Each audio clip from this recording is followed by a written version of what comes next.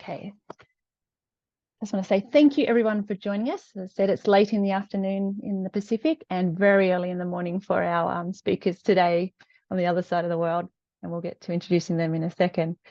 So today's topic is geoengineering, and it's a topic that's been discussed at UNFCCC a lot and CBD in the past. But the reason we've convened this webinar today is that it's an important topic for the Pacific Islands and countries and partners as we prepare for the CBD COP16 happening in Colombia in October this year. So we wanted to bring together these speakers today who come from the Centre of International Environmental Law, Ocean Care and James Cook University and the ETC Group. And the goal is that this will assist the Pacific to understand this topic and the history that is relevant for our upcoming CBD COP negotiations, and to have the opportunity to ask questions from those who are working in this space. So I'd like to introduce, and then I'll hand to each speaker to provide more details about themselves and to say hi. So we have James Carey from Ocean Care and James Cook University. We have Mary Church from the Centre of International Environmental Law, and Neth Dano from the ETC Group. I'll now hand over to your team. Thank you. Thanks, Amanda. Good afternoon, evening, or morning, everyone. I'm going to first share my screen. I'll be helping to facilitate the webinar today. Let me just bear with me for a second. There we go. I hope everyone can see my screen. So said good evening, morning, and afternoon. I hope you are all doing well. Thanks everyone for making the time to joining us today in this strengthen the CBD moratorium on geoengineering. And I also wanted to thank the Secretariat of the Pacific Regional Environment Program for hosting this session. My name is Corina de la Plaza, and I am the Home Alliance Coordinator. Home stands for Hands Off Mother Earth. And Home is an inclusive alliance of over 200 Indigenous peoples organizations, non-governmental, grassroots, and climate justice groups for more than 45 different countries. And it's a driving force in advocating against the growing threat of geoengineering. So as you surely know, the Convention on Biological Diversity, or the CBD, is COP16, will be held in Cali, in Colombia, in about 5 weeks from now. And during this COP, a number of important decisions will be made, including decisions on text relating to geoengineering. And by geoengineering, we mostly refer to or describe it as a range of large-scale technological manipulations of the Earth systems. And while there are a variety of geoengineering techniques and technologies, each with their own ecological and social implications, a few important characteristics that apply to all of these techniques is like the fact that they are highly speculative, that they do not address the root causes of the climate crisis, and they pose serious risks to biodiversity, human rights, and geopolitics. Recognizing this, the CBD has taken several landmark and precautionary decisions on climate engineering since 2008, including the de facto moratorium on deploying geoengineering technologies, which have reaffirmed at several subsequent COPs, and most recently in 2016.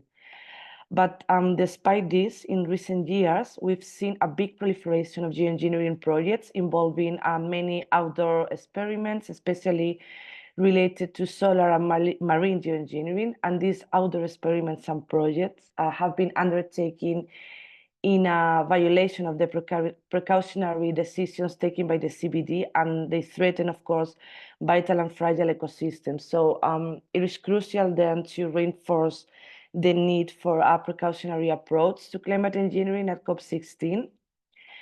And in fact, during the last CBD Substat 26, recommendations along these lines were already made, which is, of course, a promising sign. So This is the context of this webinar, and in preparation for COP16 negotiations, we are holding, I say, this regional webinar to hear from home members, scientists, and experts about the implications and risks of geoengineering, and why securing these precautionary texts at COP16 it is crucial. So I won't take any more time. I said I will be here to help facilitate this webinar, and you can see the program in the slide on the screen. We're going to have 3 presentations, and then we will have a Q&A session, but please feel free to type the questions you may have in the chat throughout the presentations. I will compile them, and then we can answer them at the end. And if people is fine, it would also be great if, and I saw already a couple of people introduce themselves in the chat. If people can continue to do that, just maybe stating the country you are learning from today, that'd be fantastic. And yeah, with that, I will give the floor to the first panelist today, James Carey, which is a scientific officer at Ocean Care and senior researcher at James Cook University, and he's going to discuss or explain today about the impacts of marine geoengineering. So yeah, the floor is yours, James. Thanks very much. Sorry. Yeah, just to say that I did my PhD at James Cook University. So I spent about 12 years in Australia researching the Great Barrier Reef, which might be of interest to some people, some of the colleagues here today. So before I actually dive into marine geoengineering, I did want to reflect for a moment on why we're discussing these technologies at all. And as we know, it's because the world cannot kick its fossil fuel addiction. So I don't need to tell anyone here from the Pacific Islands that rising sea levels are a catastrophe, which uniquely threaten those islands, despite the fact that they've accounted for just 0.02% of global emissions. The world's collective failure to shut down the fossil fuel industry is, as a colleague of mine recently called it, an intergenerational crime against humanity. You may have seen that the Tongan Joseph Sikulu wrote recently to the president of the upcoming climate COP, UN climate COP, COP29. And I wanted to read a short excerpt from that letter. He wrote, we need action. Fossil fuels are at the root of this crisis. Fossil fuels threaten our islands. We cannot afford more empty words. We have neither the time nor the patience for more scams or games of smoke and mirrors like your greenwashing fund. To keep global warming below 1.5 degrees, we need a full and immediate phase out of fossil fuels, period. And that statement, to get to the point, is why when some people claim to have technological fixes to the climate crisis, it's essential that they are properly scrutinized. And it is in this context that we turn our attention to marine geoengineering. If you could go to the next slide, please, Corey.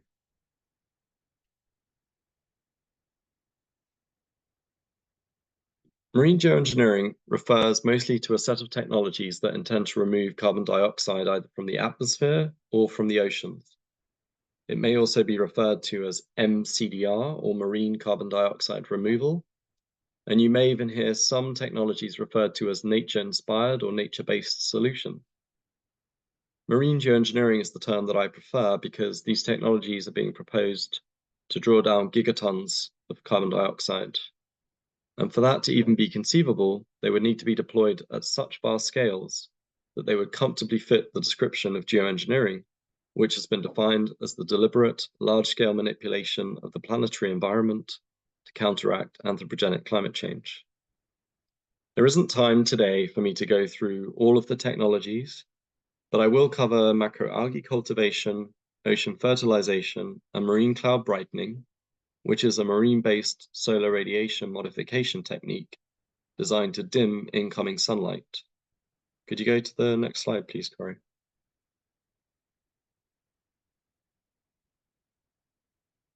Sometimes I get asked about the IPCC statement that we will need to remove gigatons of CO2 by mid-century in the context of these marine geoengineering techniques. Well, firstly, that statement very much depends on the action that we take or don't take now, and doing what we need to do, that Joseph Sekulu so clearly articulated in his letter. If we fail to do that, then I don't disagree with the IPCC modeling. Gigatons of CO2 probably will need to be removed in the future. My concern is that, having looked in detail at marine geoengineering proposals, they are simply false solutions. Technologies that either won't work or likely won't be scalable, or may do more harm than good, such as damaging the oceans, which are the lungs of our planet, taking up 30% of our excess carbon emissions and providing 50% of the oxygen we breathe. So in critiquing these technologies, I want to make decision makers and policymakers like yourselves aware of the assumptions and misleading claims that surround them, as well as the environmental harms and broader risks that these technologies pose. Many of the proposals are very high risk, and their impacts would only be understood upon deployment. That means it is not possible to assess their unintended impacts by conducting small-scale research. Among the risks posed are substantial new pollution, environmental harms and biodiversity loss, novel and unpredictable climate outcomes, as well as the infringement of human rights and human health. And these, ironically, are the same risks that we face under the present triple planetary crisis. So to add to them would be folly. Even the suggestion that marine geoengineering technologies may exist can act as moral hazard, thereby delaying mitigation efforts if they are seen as a get-out-of-jail-free card. Worse, the fossil fuel industry has already indicated that they see these technologies as a license to continue to operate, as the quote that you can see here shows. Many startups in the industry are already focused on commercial gain, and again, you can see a capture I took from LinkedIn of a marine geoengineering company that are selling pre-purchased carbon credits. The companies are seeking to monetize products that don't exist, or whose efficacy is not quantified, and whose impacts are not understood and can never be fully known. Lastly, these technologies risk distracting attention and resources away from technologies that we know work, and investment into action that needs to be taken now. Next slide, please, Corey.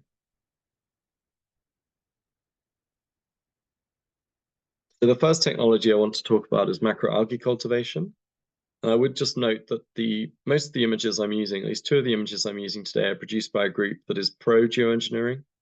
And while the image provides a useful sketch of the technology, it's a very idealized one as to how they should work, and they leave out any of the potential problems or impacts that might arise.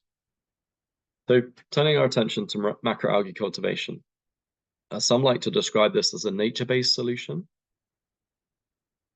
Macroalgae cultivation is designed to grow vast algae farms in the ocean and either sink them to the ocean floor or process them on land. The cultivation of seaweed would need to be vastly expanded in both coastal and open ocean areas. Some 10% of the ocean surface has been suggested.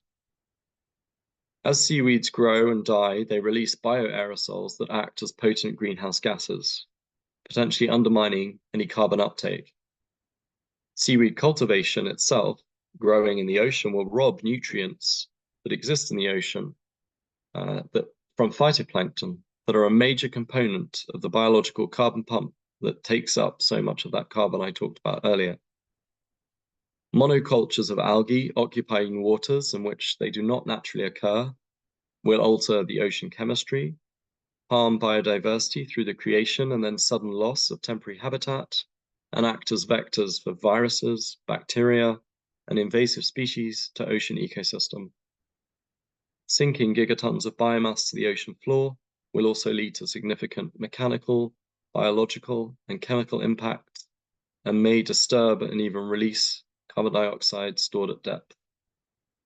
To give you an example, there's a company called Seafields, which is a UK-based macroalgae cultivation company that's proposing to establish a 65,000 square kilometer algae gigafarm in the South Atlantic Ocean by 2030. I'm not aware of any major macroalgae projects planned in the Pacific Ocean, but some of my colleagues may speak to those. Could you please go to the next slide? Sorry. Thank you. So now I'll talk about ocean fertilization. Ocean fertilization essentially wants to manipulate the biology of the ocean by adding iron or nutrients to stimulate the growth of microscopic plants that we call phytoplankton. When these organisms die, some of them sink to the seafloor, thereby sequestering CO2. Ocean fertilization, ocean iron fertilization, has been tried multiple times in the late 2000s and did stimulate phytoplankton blooms, but it also resulted in toxic outbreaks that may have led to the production of other potent greenhouse gases as the bloom decomposed. At scale, these dead zones lead to mortality of marine life, reducing the capacity of the ecosystem, to support things like commercial fisheries and other ecosystem goods and services. Upstream of the actual deployment of the iron or the nutrients, there are also significant resource and energy implications of ocean fertilization at scale. These include vast resource extraction, purification, and transportation challenges, with accompanying environmental and human health impacts. One study estimated that to make a meaningful climate impact, it would require 5,500 chemical tankers dumping iron fertilizer over 20% of the ocean's surface 15 times per year, and this process would need to be repeated for decades, and would therefore be a live experiment whose downstream effects on ecosystems and oxygen depletion would only be revealed upon deployment. And to give an example from the Pacific, an Australian company, the Ocean Nourishment Corporation, originally wanted to inject hundreds of tons of urea, which is essentially nitrogen, into the ocean in order to undertake fertilization. In 2007, this company completed an experiment involving 1 ton of nitrogen in the Sulu Sea off the Philippines.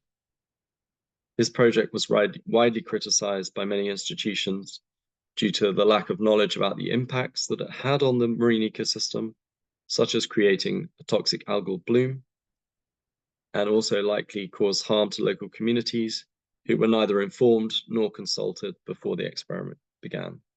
Something that we see as a recurring problem in these marine geoengineering trials. If you could go to the final slide, please, Corey. This last image was commissioned by the group that I worked for, Ocean Care, and it shows some of the impacts of solar radiation modification techniques that are proposed. One of those is marine cloud brightening. One point to note about SRM, or solar radiation modification techniques, is that they seek only to mask incoming solar radiation. They don't deal with the excess greenhouse gases in the atmosphere. So, for example, in addition to literally dimming the sun, they would do nothing to stop things like ocean acidification that is a result of increased greenhouse gases, carbon dioxide in the atmosphere. To give an example, marine cloud brightening trials have been conducted on the Great Barrier Reef in Australia since 2020 and are ongoing. There was also an attempted test of marine cloud brightening off the coast of California earlier this year, but it was halted due to public and civil society resistance. So what are we talking about with marine cloud brightening at scale? It would require armadas of vessels being situated in oceans and seas around the world that would pump and atomize seawater for months on end. This cooling effect that would likely be induced would alter the temperature gradient between the land and the sea, and that will change regional climatology.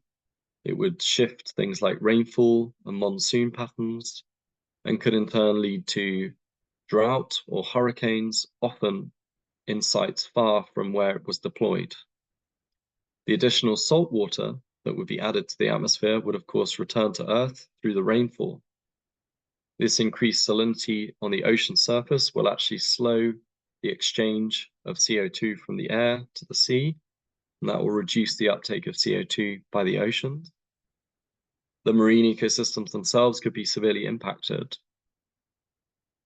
The marine cloud brightening would reduce sea surface temperatures as well, and light levels. That would cause changes in ocean circulation and mixing, as well as reducing primary productivity, which is fundamental to the food webs that supply the fish that we eat. And it could have further unpredictable influences on naturally occurring carbon sequestration.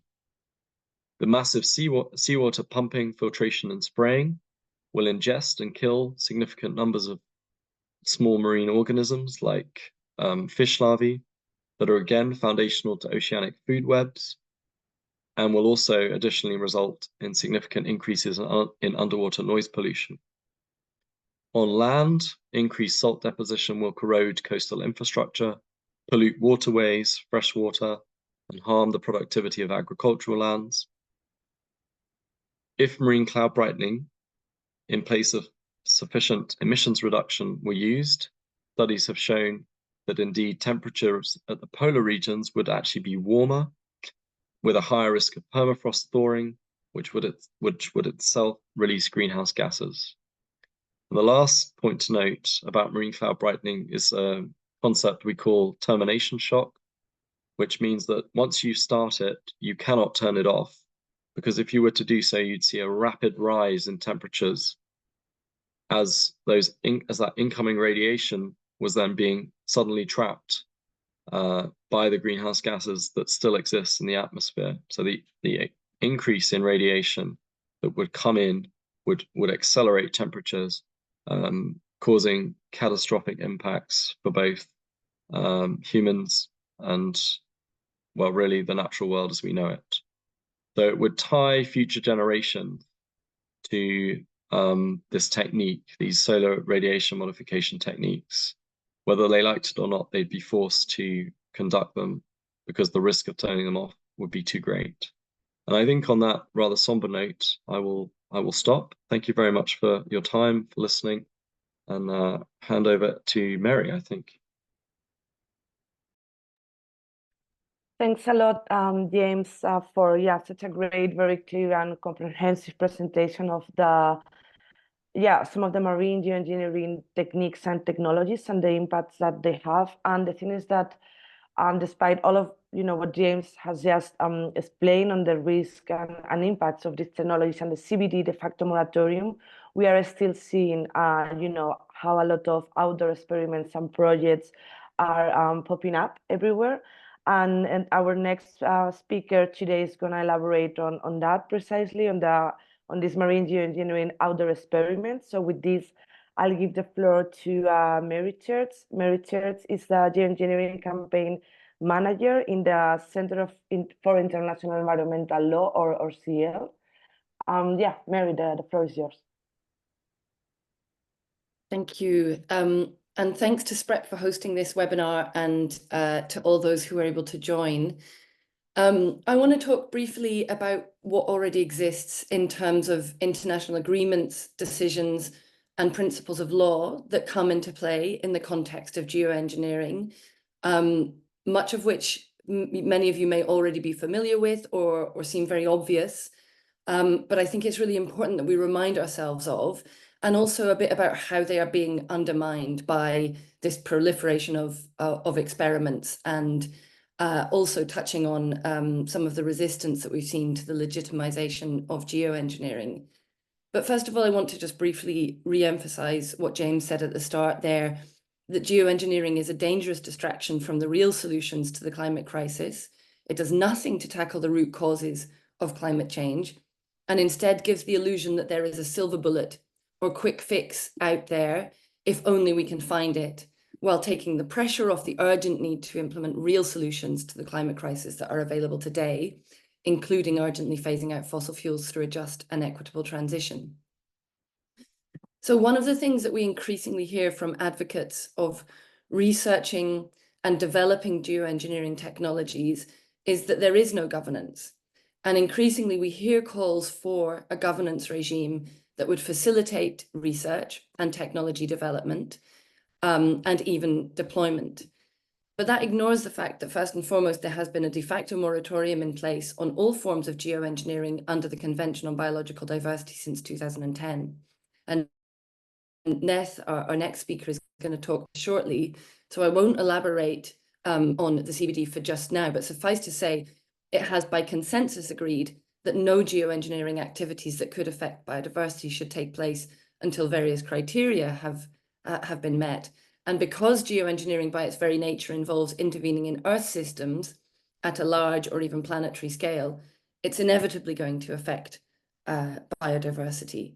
There is an exemption for small-scale experiments, but that is heavily caveated, and it's doubtful if many or even any of the outdoor experiments we have seen proposed and even executed in recent years would meet the test that it entails. So emerging in parallel to the CBD moratorium and prompted by a highly controversial 2007 ocean fertilization experiment planned for near the Galapagos Islands, the London Convention and its protocol, which regulate pollution in the marine environment, has been developing a regulatory regime for marine geoengineering since that time.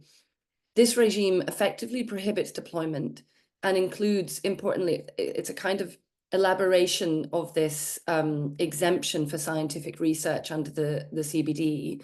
So it's pre-screening for what constitutes legitimate scientific research in terms of experiments. And importantly, that criteria for the pre-screening effectively excludes projects with a commercial aspect, which is really very important when we consider what the drivers are of many of these experiments, and we'll come to that a bit later on, as well as those without a clear justification. So at present, the regime covers ocean fertilization, but parties have made clear their intention to include a further 4 categories of marine geoengineering. So at the moment, that's covering ocean alkalinity enhancement, biomass cultivation and dumping, microbubbles, which is increasing the reflectivity of the ocean through enhancing the bubbles in ships' wakes, and also marine cloud brightening. And just important to note, because this is often argued against the London Convention, London Protocol regime, while the amendment to the protocol has not yet been ratified and therefore is not yet legally enforceable, decisions of the London Convention, London Protocol are applicable by resolution and really ought to be respected by parties to both in that respect. So that's already 2 UN regimes that have put in place or are putting in place highly restrictive frameworks for geoengineering. And then in terms of broader international law, the CBD moratorium is, of course, based on the precautionary principle, which clearly comes into play. Sorry, next slide, Corey, if we could. Yeah, the CBD moratorium is based on the precautionary principle, which clearly comes into play in relation to geoengineering technologies, which, of course, are untestable for their intended impacts on the climate, other than through large-scale deployment, through which, of course, any unintended harmful impacts could be locked in. The obligation not to cause transboundary harm is also highly relevant in relation to geoengineering approaches, again, because of the scale at which these technologies would have to be implemented to achieve their intended impact on the climate.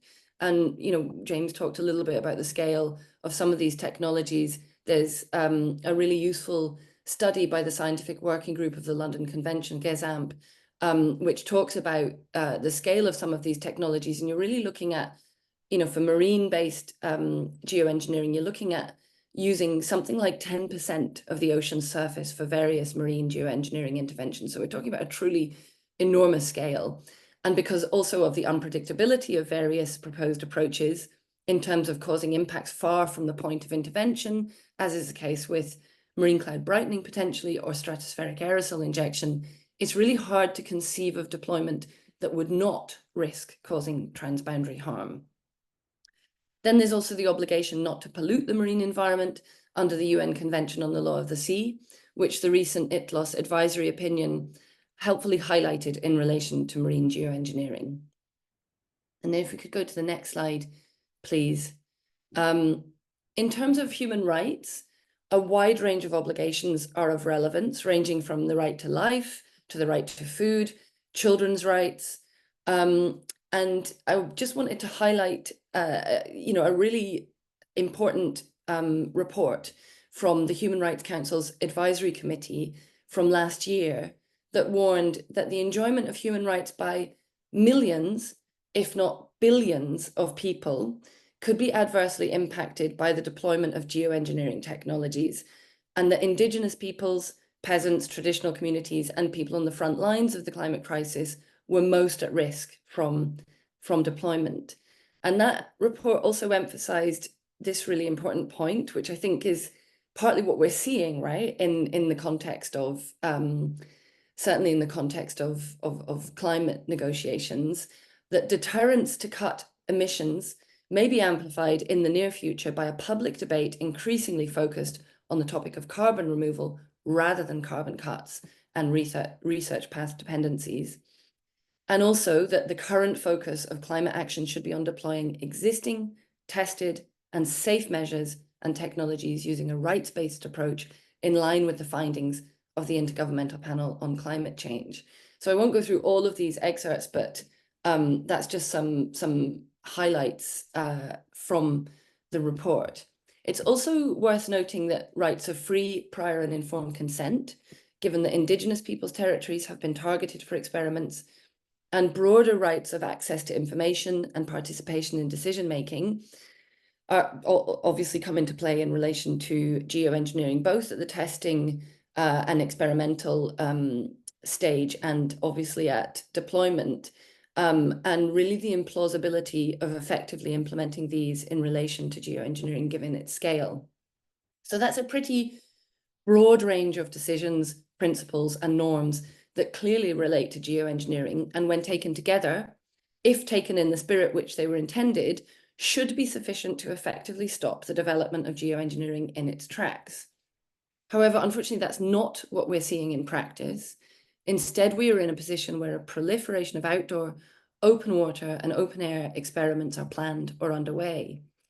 And in no small part, this is being driven by voluntary carbon markets and the illusion of carbon offsetting, and crucially, the legitimization of these approaches under the UN Climate Convention, where in particular, various marine geoengineering techniques have been identified in guidelines for carbon markets under the Paris Agreement, and also by the IPCC, which, although it has been very explicit in highlighting that solar radiation modification, for example, is not mitigation, carbon dioxide removals, including geoengineering approaches, are now embedded in scenarios.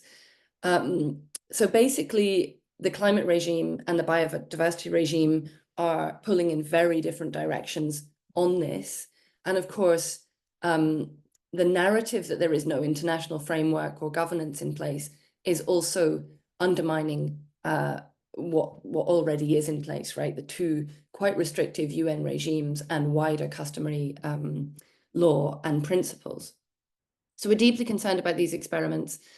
James has mentioned some of them, but just to emphasize, we're seeing experiments go ahead across a wide range of theories and technologies, including solar radiation modification, marine carbon dioxide removal, and Arctic ice management. And if you want to find out more about these, I just wanted to draw your attention to a really useful resource, and I think I can put it in the chat just now, but our friends at the Geoengineering Monitor have this map which documents historic trials and planned trials across a broad range of technologies. So it's a really, really useful resource if you want to know a little bit more about what's going on. Yeah, and sorry, next slide, please. I also just wanted to highlight that we are also seeing communities fight back, and James touched on some of this earlier, and in some important cases, you know, we're winning on that front. So local communities have recently delayed an ocean alkalinity enhancement project in Cornwall in the UK. The flagship Harvard Scopex stratospheric aerosol injection trial was officially cancelled earlier this year following years of Indigenous-led resistance. And as James mentioned, local councillors unanimously rejected a marine cloud brightening experiment in California recently too. And also just to mention that over 100 organisations recently signed onto a statement coordinated by the Home Alliance calling for states to prevent marine geoengineering experiments and for the strengthening and enforcement of the CBD moratorium and London Convention, London Protocol restrictions as well.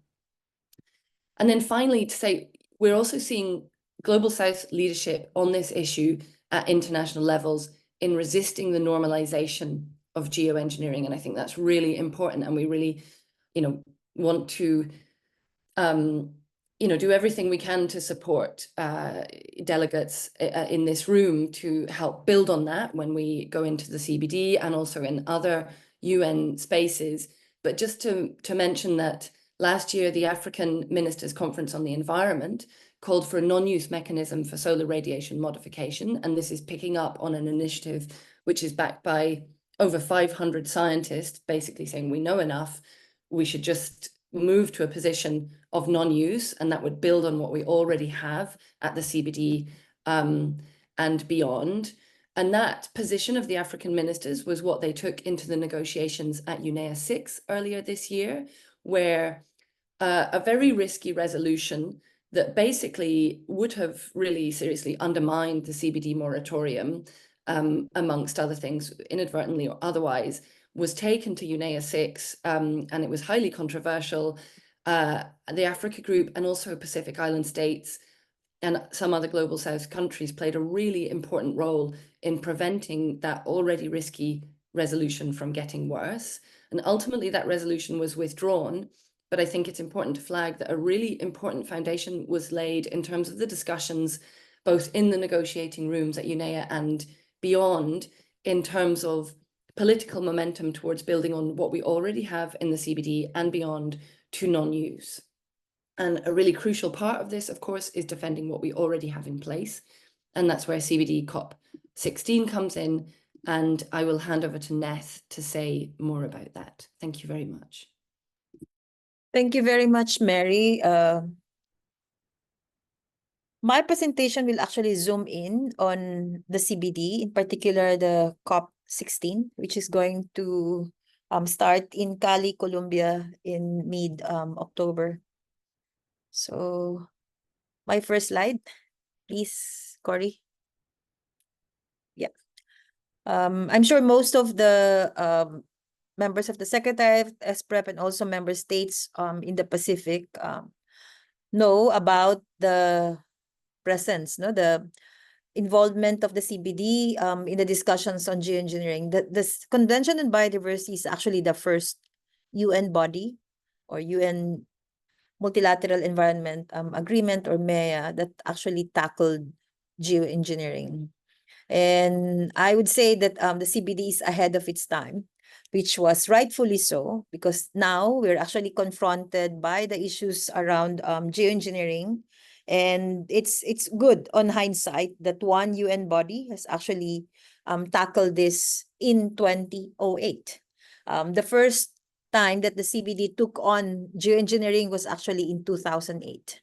And that deliberation on, in particular, a very specific technique on marine geoengineering, on ocean fertilization, resulted to the adoption of a decision 916C on ocean fertilization in 2008 at COP9 in Bonn. And I would like to highlight this specifically because the decision 916, the deliberation on this actually started because of a very concrete experience that James referred to in his presentation. The RUG experiment by Ocean Nourishment Corporation, and a small enterprise of researchers, oceanographers from the University of Sydney, that conducted an unregulated experiment in the Sulu Sea between Malaysia and the Philippines in 2007, continuing to 2008. They actually started with a small pilot that dumped, how many? We don't know. There were actually news that they dumped 1 ton, 10 tons. That was never verified, but they did dump urea, nitrogen fertilizer into the northern Sulu Sea of the islands of Antique to experiment on their technology called ocean nourishment, which targets a particular dead zones in in identified seas where they actually aim to enhance the growth of phytoplankton, to absorb carbon dioxide from the atmosphere and theoretically bury that carbon dioxide in the ocean floor when this phytoplankton die. So it's an assertion that was already challenged by many researchers, oceanographers, and marine scientists as early as that time. I'd like to emphasize as well that it was not just civil society organizations that raised this issue, but the Philippine government actually raised this. There was an official statement coming from the Environment Ministry at the time, lambasting the pilot experiment and calling on Ocean Nourishment Corporation and their partners at the University of the Philippines in the Visayas to stop the experiment for due to violation of existing regulations on environmental impact assessment and also the rights of local government units to say no and assess environmental projects. And the Philippine government raised this to the Convention on Biodiversity, and this rolled on into the deliberations that ultimately led to the adoption of Decision 916 on ocean fertilization in 2008. And there were also a number of impetus apart from the Philippine experience supported by other developing countries. There were already incipient discussions on ocean fertilization in the London Convention, London Protocol around ocean fertilization at that time. And Decision 916 actually noted the ongoing work, particularly scientific and legal analysis that are happening in the London Convention and the 1996 London Protocol, and asserted that parties, governments should act in accordance with a precautionary approach to ensure that ocean fertilization activities do not take place until, and this is what Mary referred to as the conditions that the moratorium applies to the large-scale deployment, particularly those that have transboundary impacts, but it also allows small-scale experiments, granting that they comply with the conditions that are set out in Decision 916, which the London Convention and London Protocol later rolled into its own guidelines adopted in 2010 and again in 2013. And there are continuing discussions right now about expanding the ban, not just on ocean fertilization, but other techniques in marine geoengineering that involves dumping on marine environment. So I will not go into this, so we could open up the question later. And I think one important thing in this Decision 916, which is highlighted in this slide, is that there is a strict provision in Decision 916 that no activity surrounding ocean fertilization should be used to generate to sell carbon offsets or any other commercial purposes. This is very important because this actually bears as well from the experience in the Philippines on ONC, the Ocean Nourishment Corporation, which specifically wanted to sell or trade carbon offsets in the carbon markets when they proposed their ocean nourishment technique that was piloted in the Philippines in the Sulu Sea. Next, please. After 2008, the discussion on geoengineering stayed in the CBD until the adoption of the de facto moratorium on all climate-related geoengineering. This was a very controversial, highly debated decision among countries that engage in this. There were actually a number of developing countries that actively played a role in this deliberation that led to this decision 1033 which is a de facto moratorium on all climate-related geoengineering techniques.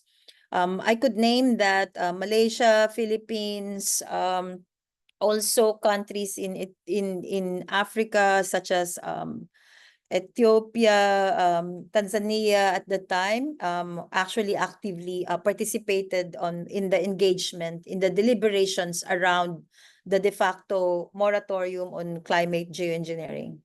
And in this decision, it actually cited the earlier decision on ocean fertilization, which was encompassed in decision 916. And it recognized that there is an absence of science-based global mechanism to regulate geoengineering, and in accordance with the precautionary approach in Article 14 of the Convention, which is about potential impacts caused by activities that have transboundary harm, that could cause transboundary harm. The Conference of the Parties, the 10th Conference of the Party, which was organized in Nagoya, Japan at that time, said that no climate-related geoengineering activities shall take place because they may affect biodiversity, and there are also very specific provisions that says why this de facto moratorium is adopted.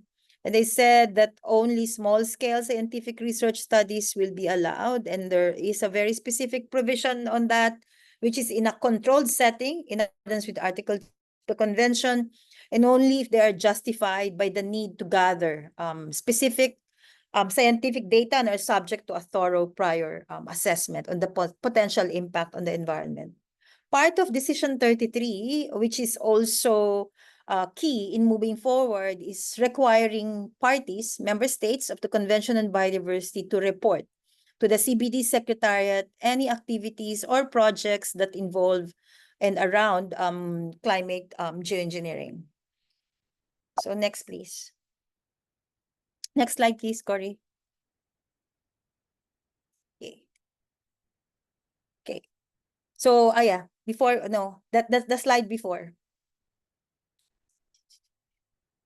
Okay. Yes. So right now, at COP16, marine and coastal biodiversity actually has references on marine geoengineering in 4 places. And I have to emphasize that since COP 10 in Nagoya, there were actually about, I think, 2 or 3 decisions that reiterated the decision 1033 and also that earlier decision on marine geoengineering, in particular ocean fertilization, in the course of the COPs, but largely reiterating and reaffirming, but never really going beyond what was set out in COP 9 and also COP 10.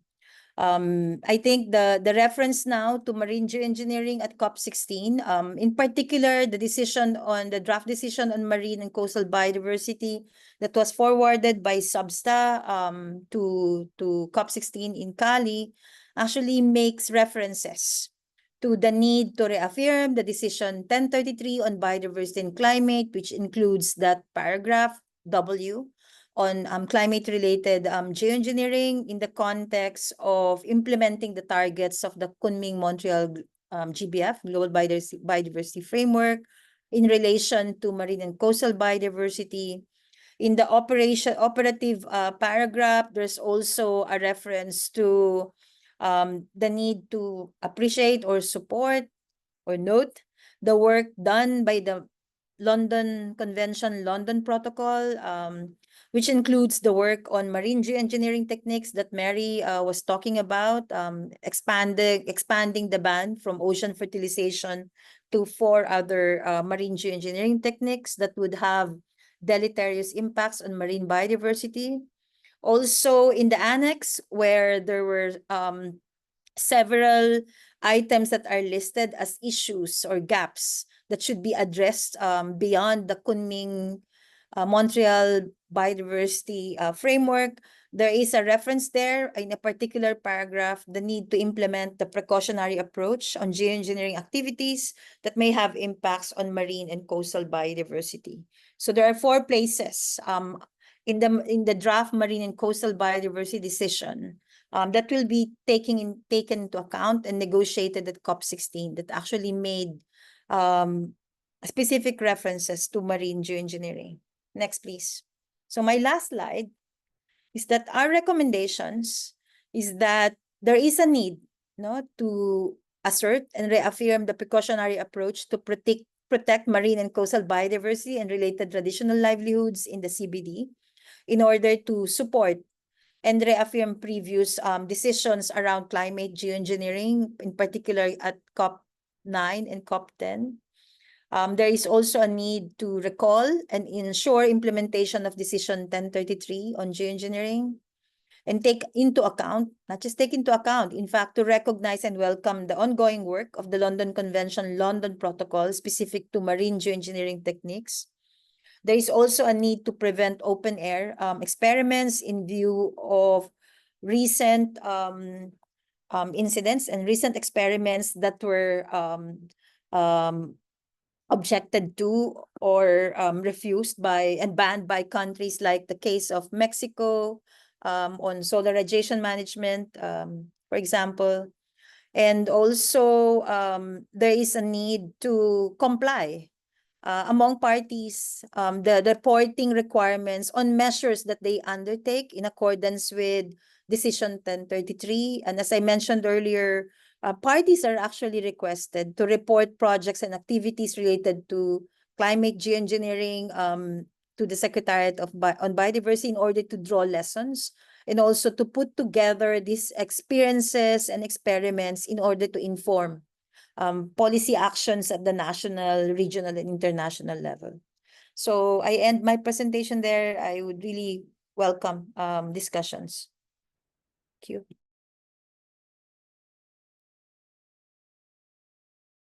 Thanks, Ned, for that great presentation, and also to Mary and James. And as we said at the start of the session today, we have now about 20 to 30 minutes for Q&A, for questions and answers and discussion. I don't know if Amanda, if you had already compiled the question, because I was sharing the screen and couldn't look at the chat, but otherwise I can quickly go through it. I was using the ones on the screen and seeing that our presenters have actually answered a lot of them. So what we could do is pick a few, and I might actually throw this back to our presenters and go, those questions that you read and you've answered, do you want to repeat them to the audience here? Sorry to maybe each pick one question, because they were scattered across a few of you, so that could work well. And I'll just review the other one. I can see there's one there unanswered, which was from Karen, about have specific risks assessments been done for coral reefs on the potential impacts of geoengineering. I don't know if anyone. I can. Thanks, James. I can speak to that. Yeah. So, I mean, one thing to be aware of is that a lot of the risk assessment has not been done. The people that are focusing on these technologies are generally proponents, and they're carrying out trials often without doing environmental impact assessment. So a company called Running Tide, which was essentially a macroalgae cultivation company, but they ended up just dumping a lot of wood biomass into the ocean. They got a permit, incredibly, to dump 50,000 tons of biomass into the ocean from the Icelandic government. They only managed to dump 17,000 tons, and they did it really with almost no environmental impact assessment and just started selling carbon credits. And this is what you tend to see. So there are no specific risk assessments that I've seen for coral reefs. There are many things that we could predict would occur depending on the technology, the scale, where it was deployed. So I spoke a little bit about some of the things that you would see if you did marine cloud brightening, to do with reduced light levels, reduced temperature. Now, if you could reduce temperature, it's possible that that would have a benefit for corals, because you may see less bleaching response. But they photosynthesize. They generate their energy from a little algae that lives inside of them that can only photosynthesize with sufficient light. So if you cut out light, you're essentially going to start starving those corals. So as always, once we start manipulating the natural environment, we create all sorts of other problems, even if we're well intended. And anyone in Australia would know the cane toad story really well. So that would be my response to the question from Karen. And I'll just, if I may, just quickly say, it wasn't really a question. Paul's comment on talking about the scale of the things that are being proposed and reflecting on regional climate and weather systems is very appropriate, and the fact that we cannot control those either. So I appreciated that comment. And I did also reply to a comment on the BB&J, the High Seas Treaty. Perhaps if there's time, I'm happy to read that for the other people attending, but I won't do that now because I've spoken quite a while. Thank you, James. I'm happy to throw the next question to Mary. Mary, do you want to address the one also from Karen about national governments and any legislation?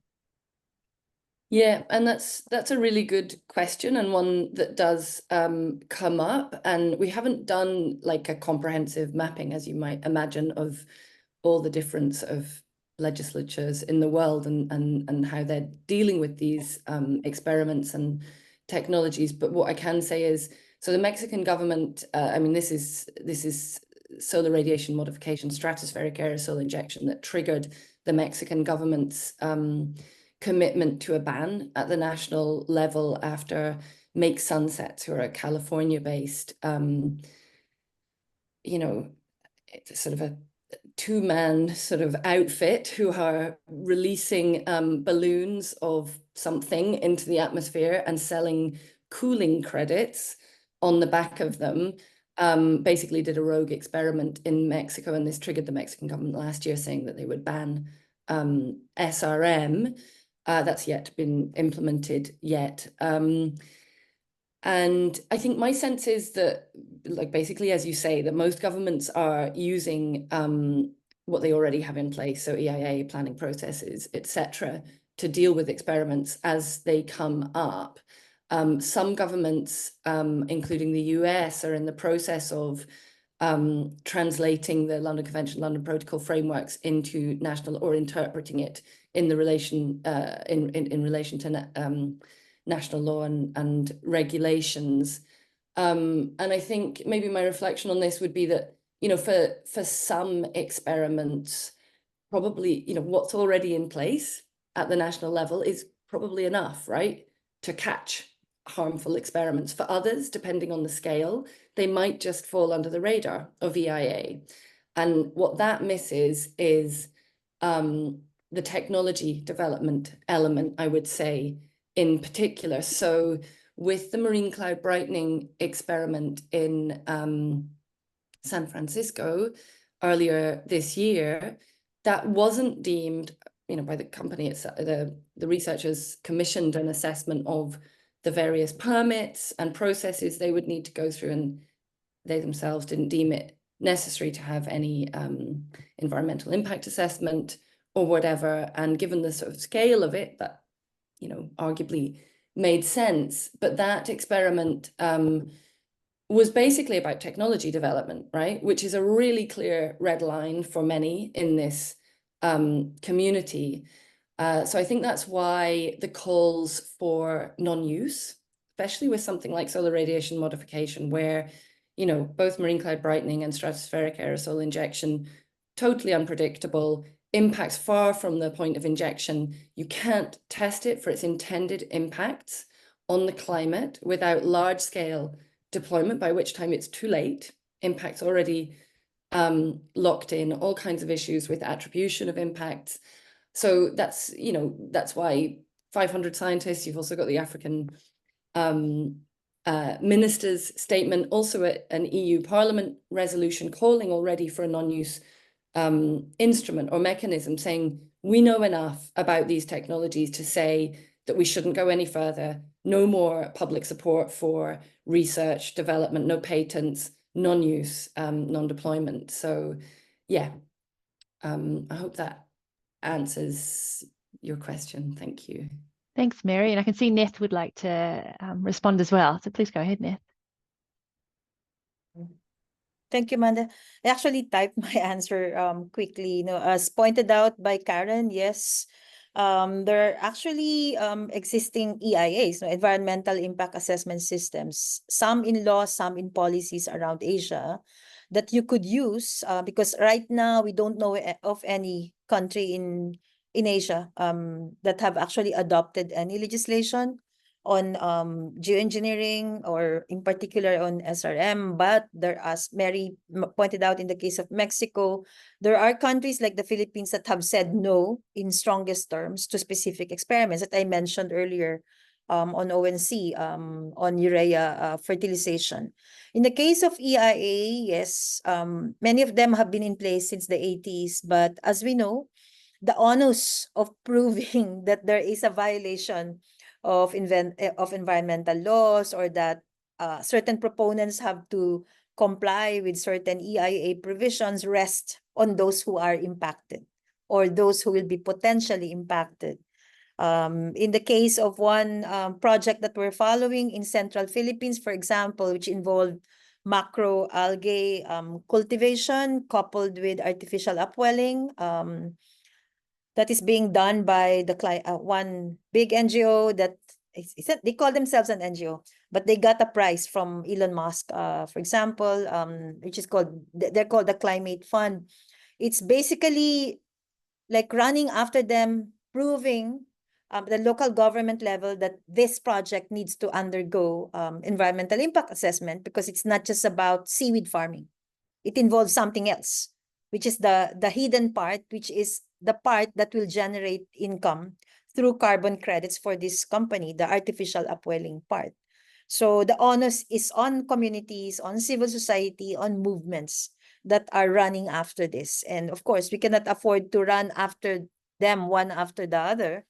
But I think one advantage of making themselves visible, because they want to raise funds, is because they allow the visibility allows us to follow them, follow their tracks. Again, the onus in terms of cost, time, investment is on our part to show and prove that they are violating the environmental impact assessment requirements or particular environmental laws in a specific jurisdiction. So yeah. Thank you very much. Before we go to maybe one last question that's in the chat already, I just wanted to open it to the floor if anyone just wants to put their camera on or just turn their mic on and just ask a question of our speakers.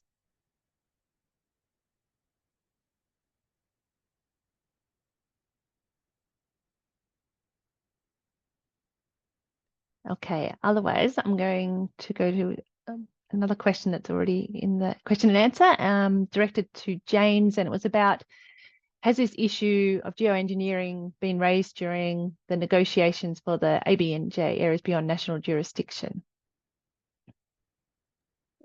Yeah, so I'm not sure if it was directed to me, but I answered it. And anyone else?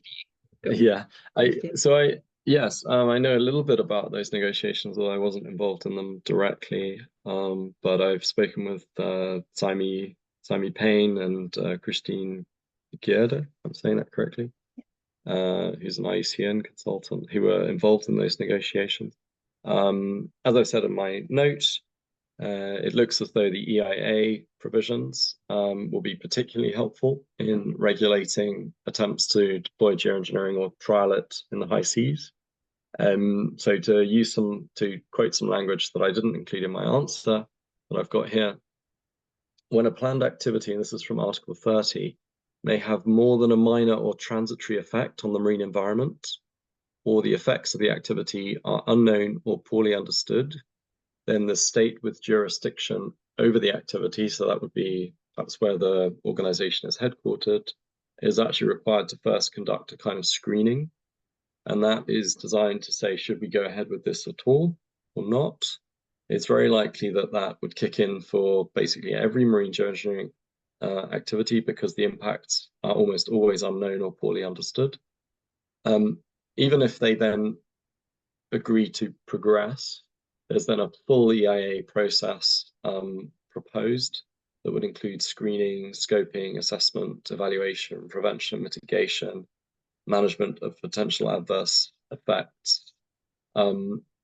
So we need to see how it's actually implemented, and that will be the job of the scientific and technical body once the treaty comes into force. But potentially, much like a risk assessment framework that exists under the London Convention, London Protocol, potentially be a very stringent set of steps that companies have to go to that could be also quite onerous for them. that will make it very difficult to get to the point of deployment.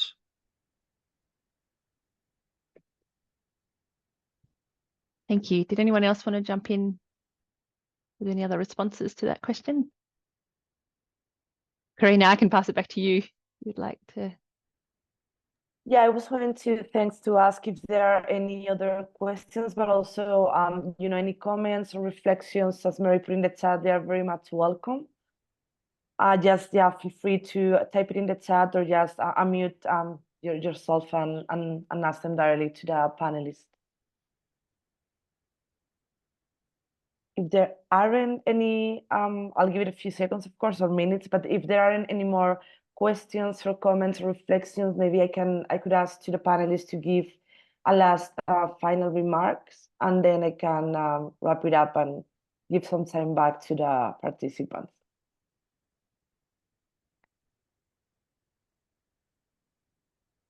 I can just see that Karen in the chat has shared regional environmental impact assessment guidelines. Karen, you're welcome to speak.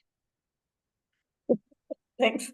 Yeah, I was just since we were talking about EIAs and just reflecting on what our presenters have been saying. I mean, an EIA process is all very well, but there's not going to be a huge amount of information around about what the likely impacts are to something. I'm not thinking that any of our Pacific countries themselves are going to be wanting to do any experimental work, but there could be other outside players who might think that doing some experimental work in the Pacific might be an option. So I'm just thinking about how countries can access good information about potential impacts to help them in their decision-making processes. I mean, obviously, we're already saying, look, it's a bad idea. But if you have to go through a process, which is what you normally have to do when somebody makes an application to do something, you can't necessarily just turn around and say no. You've got to have some evidence to suggest that it is going to be a problem. I'm thinking, and it also, I guess that was one of the reasons I asked about that question about, had any risk assessments been done specifically on coral reefs? And it could be done on other marine habitats as well. I'm just wondering if there is any opportunities for that kind of thing to be done, so that that information is at hand if for any reason, these applications came up and countries are sort of in the position of having to deal with them.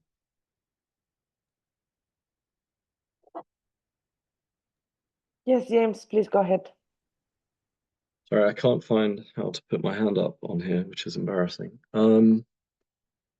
Yeah, it's a really good question, Karen, and it is important that we have evidence that we can use to inform EIA processes.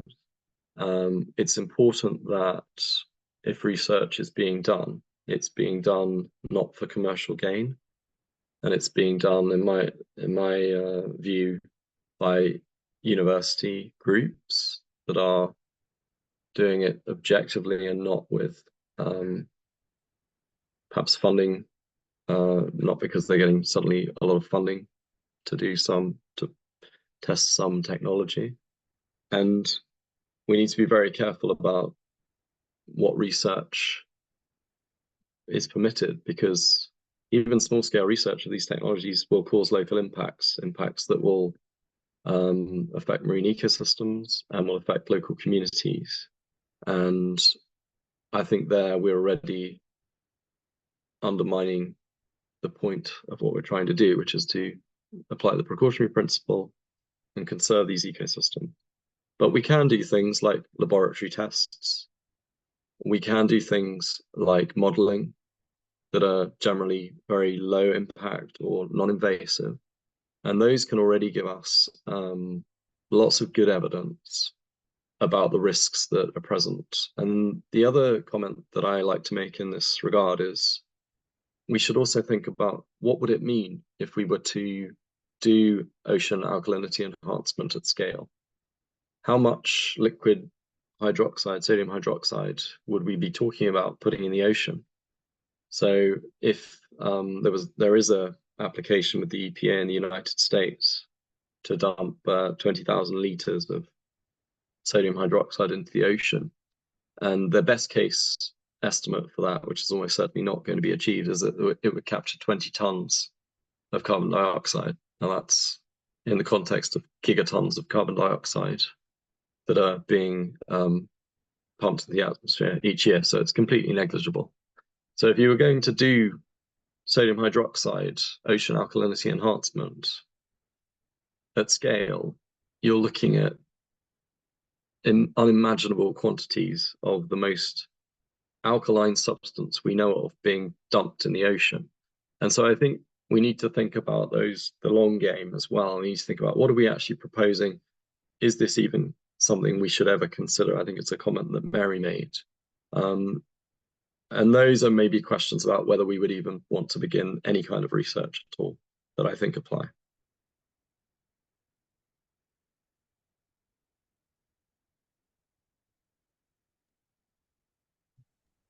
Thanks, James. Are there any other comments, reflections, or questions? Yeah, Mary, go ahead. It was just to add to that. I mean, I think that was a really comprehensive answer, James, but also maybe sorry, just to Mary, flag. I thought I saw you like nodding, like you wanted to yeah. Oh, sorry. I think there was just a glitch there, so maybe we were speaking over each other.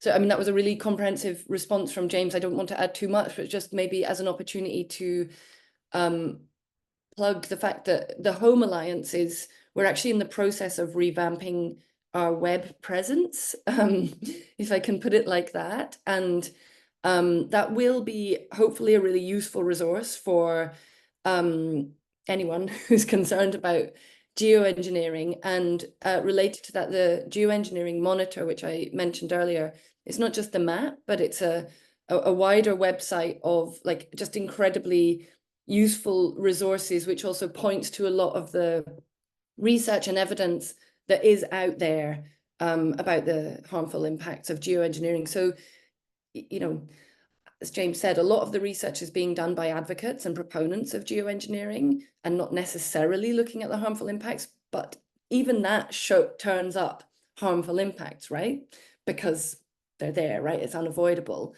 So there is actually quite a bit out there already, and there are some key resources as well. I think I mentioned already the GISAMP assessment of marine geoengineering, which is kind of like the Bible of impacts of marine geoengineering. So there are some really useful resources that we can already go to.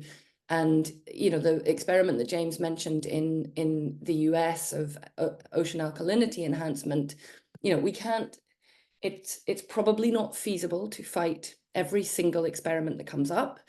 And it's also much more strategic to get, you know, to reaffirm, strengthen, enforce what we already have in place and build towards that to commitments of non-use. And whether that's, you know, actual treaties that we're talking about, or whether that is, you know, a series of political commitments, such as the African ministers' commitment, you know, we could think about further regional commitments that make it politically infeasible for individual actors, individual states, or commercial players to go ahead, right? If they're, given that geoengineering is transboundary and large scale by its nature, if you have a series of regional and national political commitments for non-use, then it creates you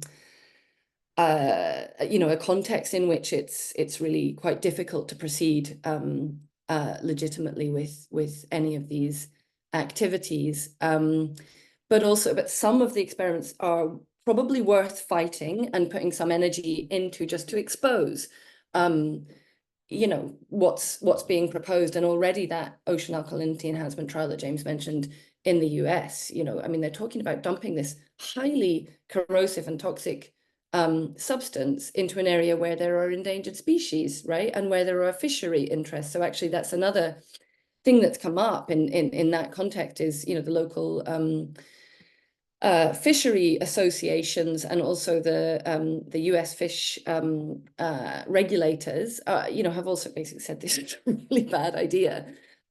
So, we can stop some of these experiments going ahead, and it is strategic, I think, to fight some of them in order to highlight, what's being proposed and what are the risks. But we really ought to be aiming, as James said, for that,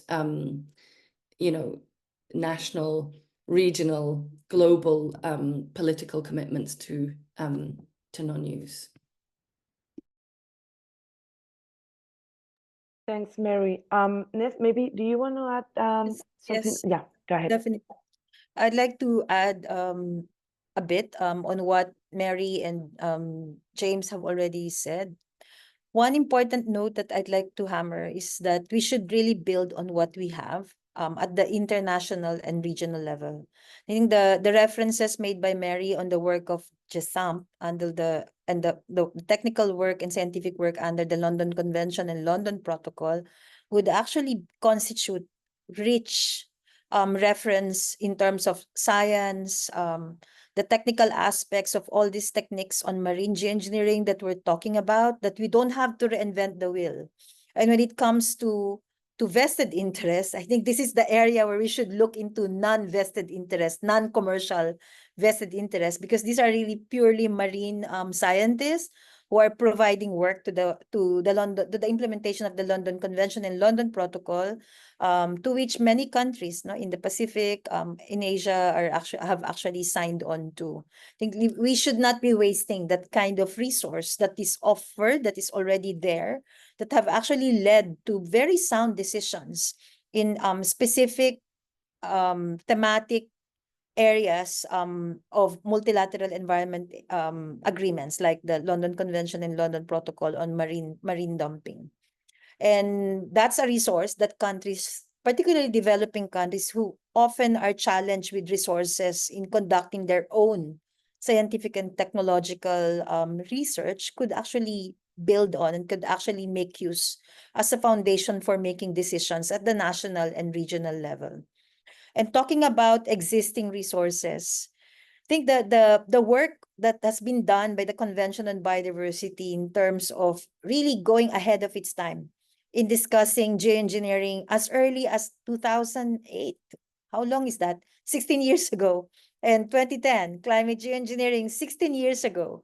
Like, there are critics who would say these are obsolete. Like, I think that's very irresponsible to say that, especially from a scientific point of view, to say that since it's old, it's obsolete. No, there are actually many old things that don't change because they're very fundamental.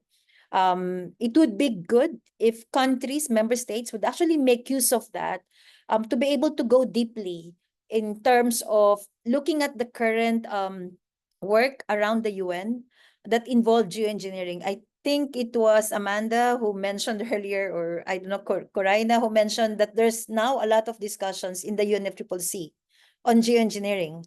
And the whole motivation, the whole context is so different from what it was on what it is in the Convention on Biodiversity. We all know that the current discussions on geoengineering, particularly CDR in UNFCCC, is all about using these techniques to be able to earn carbon credits that could be sold in the carbon market under Article 6.8, 6.4 of the Paris Agreement.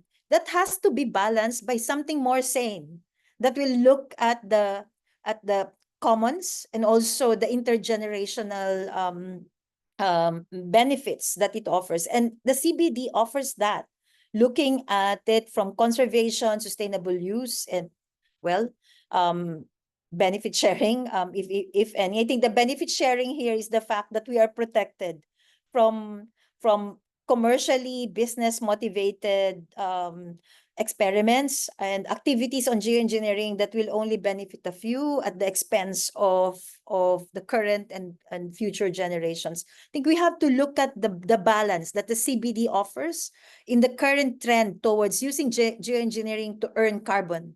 There has to be some sanity that could put us, not a stop, maybe, as Mary said, you may not be able to stop everything, but it puts some brake and guardrails. And I think the guardrails provided by the Convention on Biodiversity as early as 16 years ago need to be reinforced. need to be even acknowledged. Because like I think we're moving ahead without even acknowledging that these resources and these guardrails exist. So we have to acknowledge and we have to reinforce the guardrails, especially now that there's far more stronger challenges, like all these open experiments that have been going on without regulation, without regard to even fundamentals like environmental impact assessment. So we need further stronger guardrails that are already there. And I think the aim of having the references to Decision 916 and 1033, in particular in that draft decision on marine and coastal biodiversity that will be tackled in Cali on marine at COP16, I think it's important that we put that in place to strengthen the guardrails and balance the insanity that's been going on in other parts of the UN, if I may put it bluntly. Thank you. Thanks a lot, Ned. And yeah, Mary and James. We have about 3-4 minutes left. We are almost at the end of the session, so maybe I'll take the last few minutes just to wrap up and to mention how we could follow up. Well, first of all, thank all of you who have joined us today and for hosting also this webinar, and to the panelists. We will share the presentation, the slides that we've shown today. Also, the session has been recorded. I think the idea is also to share it with those of you that have joined, but also for people that could not join us today. And then we can also share, speaking of resources, a number of links with some of these resources that we have mentioned that may be useful to have at hand. We can prepare this sort of a small package or toolkit with all of these. And also the links to the website that Mary mentioned. The Home Alliance website is going to be launched in a couple of weeks with lots of resources, but also the Geoengineering Monitor website, which has been up and running for a few years now. It's going to be a revamp and relaunch on the first week of October, so well in advance, well before the COP16 happens, with lots of useful resources as well, and information about all the projects that unfortunately are popping up everywhere around the world. And we will also be Home Alliance, its members, groups, and allies at COP16. So we can also include, feel free, please, to reach us out. We'll be on the ground for any, conversation, questions, or to share more information about all that we've discussed here today. And we could also maybe include in this package or a small toolkit that we'll share with all of you, our email contacts, so you have them at hand for COP16 if that is helpful. And with that, I'll give you back the floor, Amanda, and thanks everyone. Thank you very much, Karina, and thank you to all the panelists. On behalf of the Secretariat of the Pacific Regional Environment Program and the Pacific countries that were able to join today, a big thank you for giving up your time very early in the morning. And it's nice to see now that I can see the sun has actually shone through your windows as it sets for many of us. We really value the sharing of your resources, including the recording of this and the presentations and your contact details, which we will take to next week's Pacific CBD pre-COP, where we have the 14 Pacific Island countries who are parties to the CBD. And we'll be covering this along with all the other priority topics. And one of the key things we need is that partnership, so that, because you know how agendas and negotiations change as you're going through the COP. So having contacts is invaluable for the Pacific, and we will share that with the countries and encourage them to utilize these resources and to reach out at the COP. We coordinate the Pacific at the CBD COP, so we have morning Pacific meetings and communication channels, so we will definitely reach out and potentially ask one of you to come and speak if things get really fiery in the negotiations and we need some further guidance. But thank you very much and have a lovely day. Thank you. Thanks so much. Thanks, everybody. Thank you. Bye. Bye-bye. Have a nice day.